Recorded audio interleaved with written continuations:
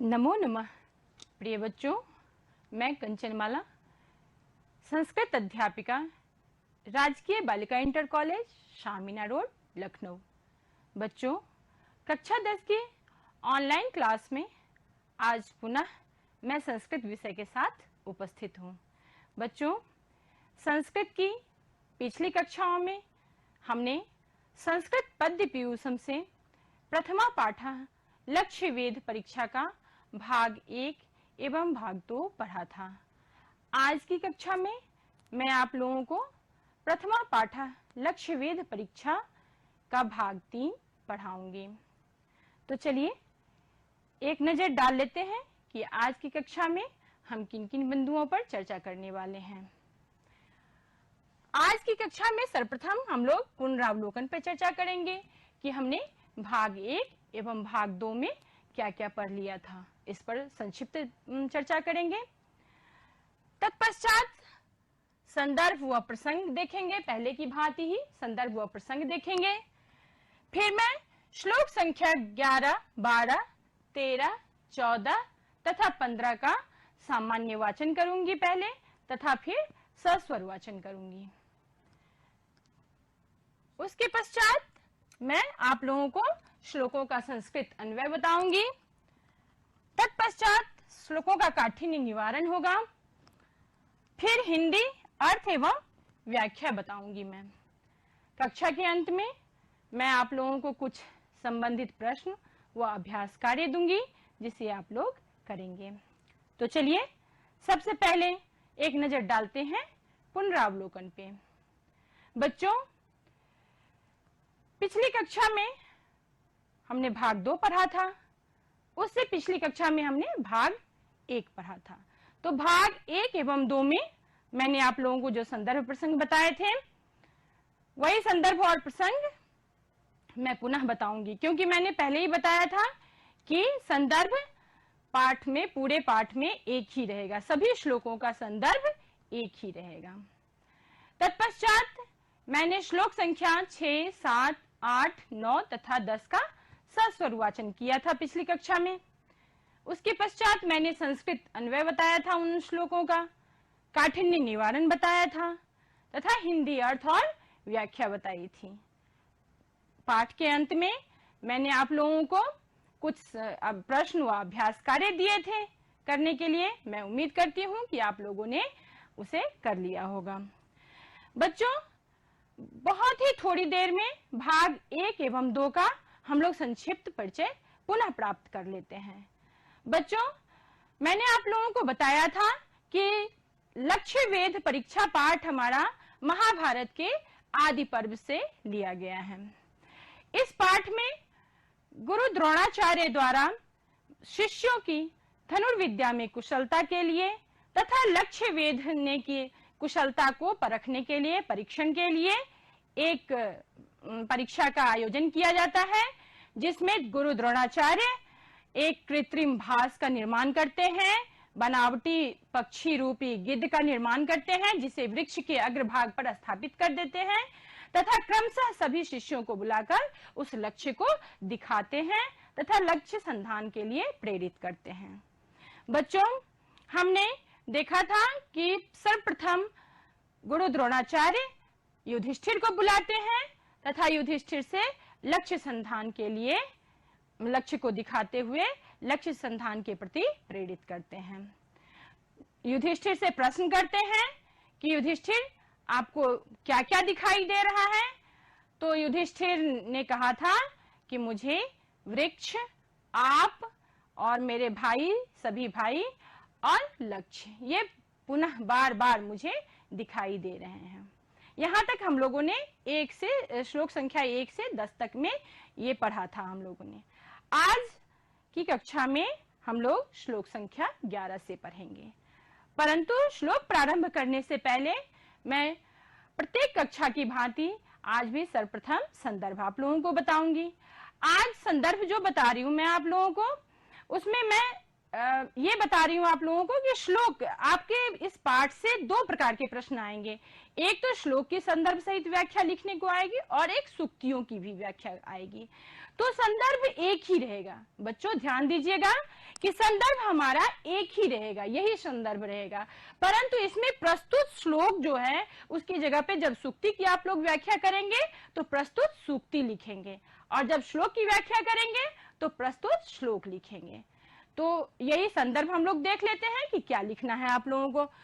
प्रस्तुत श्लोक हमारी पाठ्य पुस्तक के अंतर्गत संस्कृत पद्य पीयूषम के प्रथम पाठ लक्ष्य वेद परीक्षा से उद्धृत है, जो कि महाभारत के आदि पर्व से लिया गया है। यही संदर्भ आपको प्रत्येक श्लोक के साथ लिखना है। प्रसंग पे चर्चा कर लेते हैं। तो बच्चों पिछली कक्षाओं की भांति ही प्रसंग सभी श्लोकों का अलग अलग होगा, तथा मैं जैसे जैसे श्लोक पढ़ाती जाऊंगी आप लोगों को प्रसंग बताती जाऊंगी। तो चलिए प्रारंभ करते हैं श्लोक संख्या 11 का वाचन। सर्वप्रथम मैं सामान्य वाचन करूंगी, तत्पश्चात श्लोक का सस्वर वाचन करूंगी। तमुवाचा अपसर्पेति द्रोणो आपरीत मनाइव नैत शक्यं त्वया वेद्धुं लक्ष्यमित्येव कुत्सयन्। सस्वर वाचन कर लेते हैं। तमुवाचापसर्पेति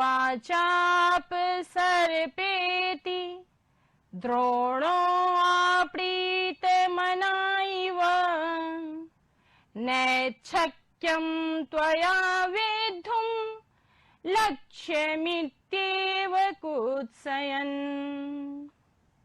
आइए इस श्लोक में प्रसंग जान लेते हैं। प्रस्तुत श्लोक में युधिष्ठिर को लक्ष्य वेद से विरत किए जाने का वर्णन किया गया है। विरत किए जाने का अर्थात लक्ष्य वेधने की प्रक्रिया से, परीक्षा से हटाए जाने का वर्णन किया गया है इस श्लोक में। अन्वय पढ़ लेते हैं। अप्रीत मनाः इव द्रोणः एतत् लक्ष्यं त्वया वेद्धुं नैव शक्यम् इत्येवं कुत्सयन् अपसर्प इति तम उवाच। आइए इस श्लोक के कुछ शब्दार्थ और व्याकरणात्मक टिप्पणी पे एक नजर डालते हैं। शब्दार्थ देखते हैं। सबसे पहले तंग उस युधिष्ठिर को, एतत् यह, शक्यम संभव अथवा समर्थ, त्वया तुम्हारे द्वारा, लक्ष्यम लक्ष्य को। आइए व्याकरण संबंधी जानकारी प्राप्त कर लेते हैं। अप्रीत मनाः न प्रीतम मनः यस्य सः। बच्चों यहाँ बहुब्रीहि समास है, अर्थात जिसका मन प्रसन्न नहीं है वे द्रोणाचार्य।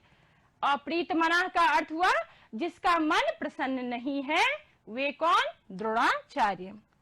वेद्धुम, व्यद धातु तुमुन प्रत्यय, अर्थात वेधने के लिए, वेधने के लिए।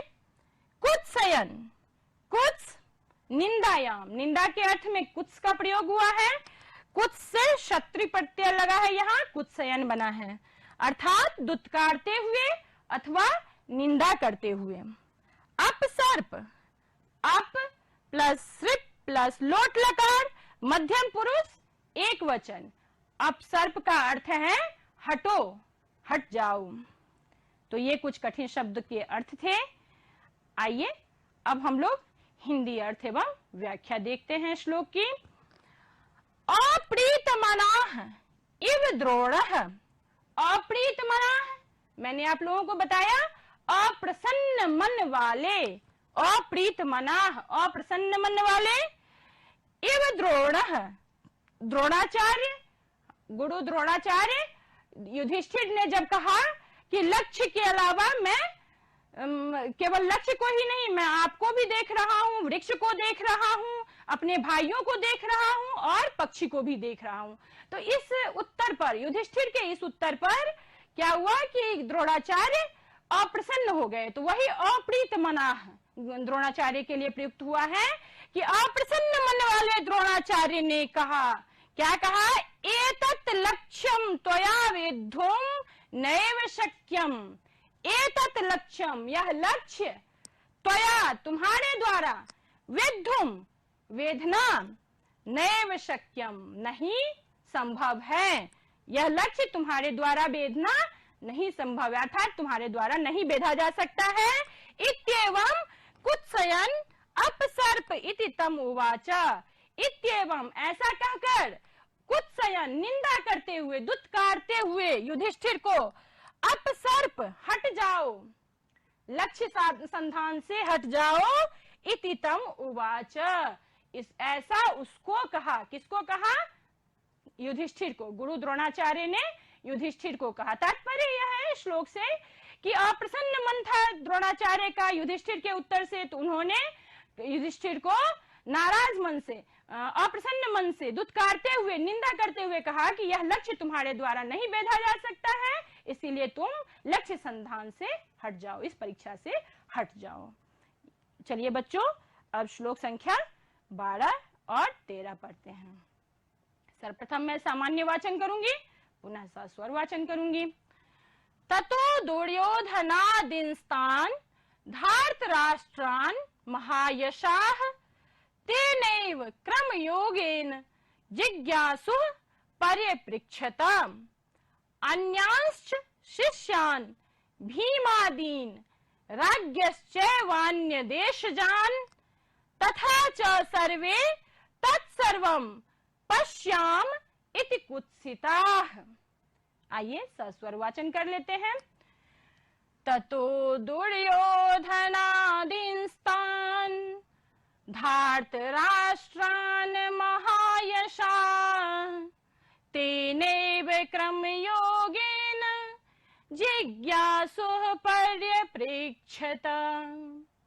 अन्यांश्च शिष्यान् भीमादीन् राज्ञश्चैवान्यदेशजान् तथा च सर्वे तत्सर्वं पश्याम इति कुत्सिताः।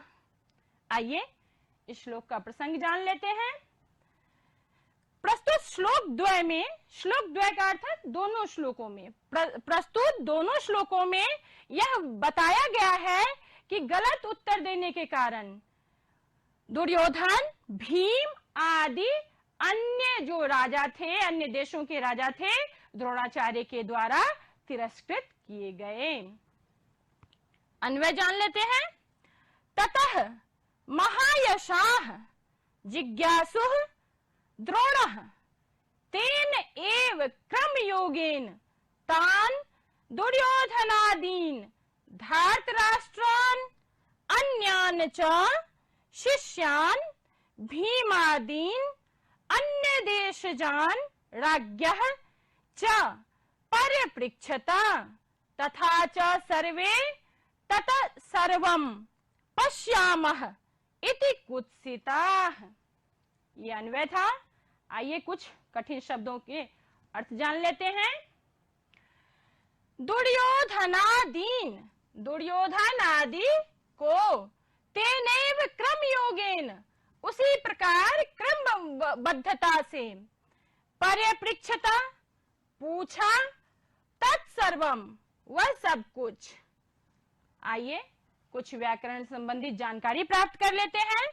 महायशाः, महद यशः यस्य सः, जिनका महान यश है वह, बहुब्रीहि समास है यहाँ पे। महद यशः यस्य सः में बहुब्रीहि समास है। महान यशस्वी, कौन है महान यशस्वी? तो शिक्षा एवं परीक्षा के आचार्य प्रमुख द्रोणाचार्य। द्रोणाचार्य के लिए महायशाः का प्रयोग किया गया है। धार्तराष्ट्रान्, धृतराष्ट्रस्य अपत्यम पुमान्, धृतराष्ट्रस्य अपत्यम पुमान्, धृतराष्ट्र के पुत्र धार्तराष्ट्र कहलाए। तान, इसमें द्वितीय विभक्ति है, बहुवचन है। धृतराष्ट्र के 100 पुत्र, धार्तराष्ट्र किसे कहा गया? धृतराष्ट्र के 100 पुत्र, जिसमें ज्येष्ठ कौन था? दुर्योधन। अन्य देशजान, अन्य देशाः तेषु जाताः इति, अन्य देशजाः तान, जो दूसरे देश में जन्म लिए हैं वो है अन्य देशज, तान, इसमें द्वितीय विभक्ति है, बहुवचन है, अर्थात अन्य देशों में उत्पन्न हुए। कुत्सिताः, कुत्स प्लस अक्त, इसमें प्रथमा विभक्ति है, बहुवचन है, अर्थात निंदित। कुत्सिताः का अर्थ है निंदित। तो ये कुछ कठिन शब्द के अर्थ थे। आइए इस श्लोक का हिंदी अर्थ और व्याख्या जान लेते हैं। ततः महायशाः जिज्ञासुः, ततः तत्पश्चात, महायशाः महान यश वाले द्रोणाचार्य, जिज्ञासुः जानने की इच्छा रखने वाले, कौन? द्रोणाचार्य, द्रोण के लिए कहा गया है। तेन एव क्रम योगेन, उनके द्वारा ही क्रम योग से, क्रमानुसार, क्रम से, तान उनको, दुर्योधनादीन धार्तराष्ट्रान, तान दुर्योधनादीन धार्तराष्ट्रान, मतलब उन दुर्योधन आदि धृतराष्ट्र के पुत्रों को, अन्यान च शिष्यान भीमादीन, अन्य शिष्य, और च मतलब और, अन्य शिष्य भीम आदि, अन्य देश जान राज्ञः च, और अन्य देश में उत्पन्न हुए राजा को, परिपृच्छत पूछा। क्या पूछा? वही प्रश्न पूछा कि क्या देख रहे हो। तथा च सर्वे, और उसी प्रकार से सबने, सर्वे सबने, तत्सर्वम पश्यामः, वही सब कुछ देख रहा हूं। तत्सर्वम पश्यामः, जैसे युधिष्ठिर ने कहा था कि वृक्ष को भी देख रहा हूं, आपको भी देख रहा हूं, पक्षियों को, पक्षी को देख रहा हूं, और भाइयों को देख रहा हूं। तो वही उत्तर सबने दिया।